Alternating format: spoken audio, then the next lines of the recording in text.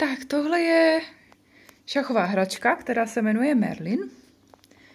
A je to super v tom, že to vypadá jako fyzické šachy, ale člověk to může hrát proti počítači, což je úplně super. Učil se na tom třeba Hikaru.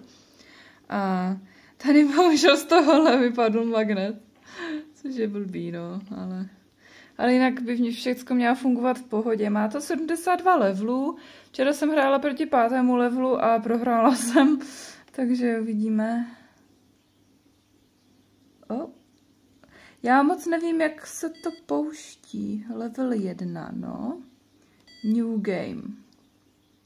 A už můžu začít, jo? Dobře, tak level 1 je teda pro srandu králíkům, tak ten bych měla porazit hravě. Tak uvidíme. E7, E5, no. No, tak já si teda půjdu sem. Vždycky vlastně zmáčknete políčko, ze kterého jdete, a pak zmáčknete políčko, na které jdete. F8, C5 a on vám i říká, jakou figurkou máte táhnout. Nemůže, nemůže, nemůže, nemůže, nemůže, to je mat. 1-0, ukazuje, vyhrála jsem. Dobrý, dobrý to je. Dobré, zvýšíme level, co?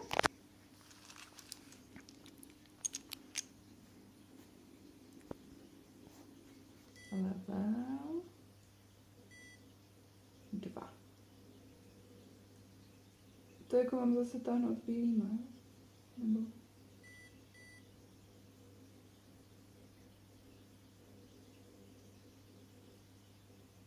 Move.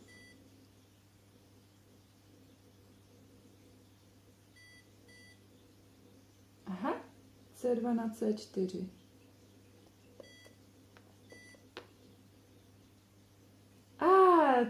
Teď jsem černá. Jo, dobře. Aha,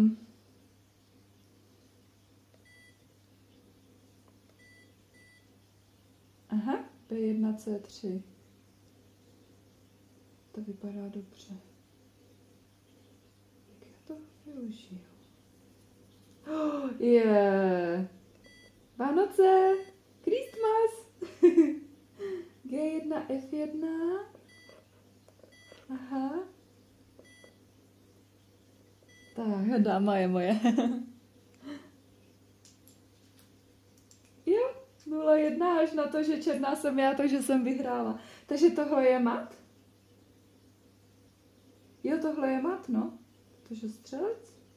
Druhý střelec, dáma. No, je to mat. Pěkný. Zkusíme úroveň 3. No, takže...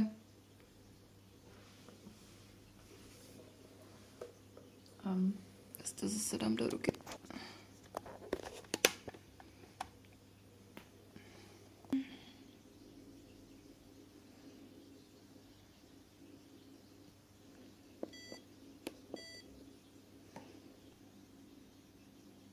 Tohle je mat.